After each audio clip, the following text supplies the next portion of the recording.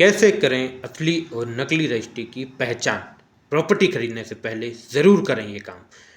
Property में निवेश करना इन्वेस्टर के बेहतर विकल्पों में से एक है। ज़मीन या घर खरीदने जा रहे हैं तो आपको कुछ ज़रूरी बातों का ध्यान ज़रूर रखना चाहिए, क्योंकि आजकल ज़मीन घोटाले के कई मामले सामने आ रहे हैं। कई बार घोटालेबाज लोग एक ही ज़मीन की कई रजिस्ट्री कराकर लोगों के साथ ठगी करते रहते हैं। ऐसे घोटालों से बचने के लिए ज़रूरी है कि आपको असली और नकली रजिस्ट्री के बीच फ़र्क का पता होना चाहिए। हमारे साथ अक्सर ऐसा होता है कि कोई लोग हमें ज़मीन बेचते हैं तो जो रजिस्ट्री या डॉक्यूमेंट दिखाए जाते हैं हम उन्हें असली मान लेते हैं, लेकिन कई बार ज़मीन खरीदते समय हम रजिस्ट्री या अन्य दस्तावेजों की जांच पड़ताल सही तरीके से नहीं करते हैं और बाद में धोखा खा जाते हैं।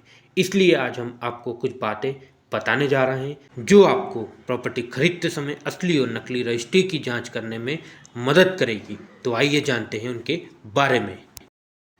आप जब भी कभी कोई ज़मीन खरीदते हैं तो हमेशा रजिस्ट्री या फिर खतौनी को ही देखा करते हैं। अगर किसी ज़मीन के असली दस्तावेजों की जांच की जाती है तो रजिस्ट्री और खतौनी को ही देखकर पता किया जाता है कि इस ज़मीन का असली मालिक कौन है। लेकिन अगर आप धोखाधड़ी से बचना चाहते हैं तो आपको नई रजिस्ट्री के साथ ही पुरानी रजिस्ट्री भी देखना ज़रूरी चाहिए।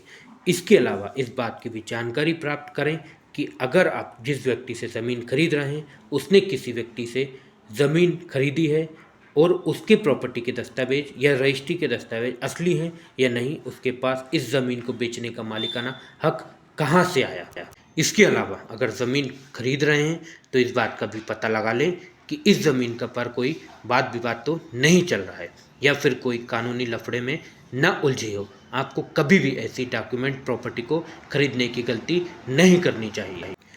इसके अलावा अगर ज़मीन खरीद रहे हैं तो इस बात का भी पता कर लें कि ये ज़मीन सरकारी तो नहीं है।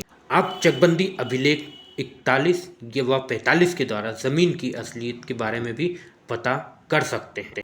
तो इस तरह से आप नकली रजिस्ट्री से बच सकते हैं। तो मिलते हैं नेक्स्ट वीडियो में किसी नए टॉपिक के साथ। तब तक के लिए जय हिंद, जय भारत।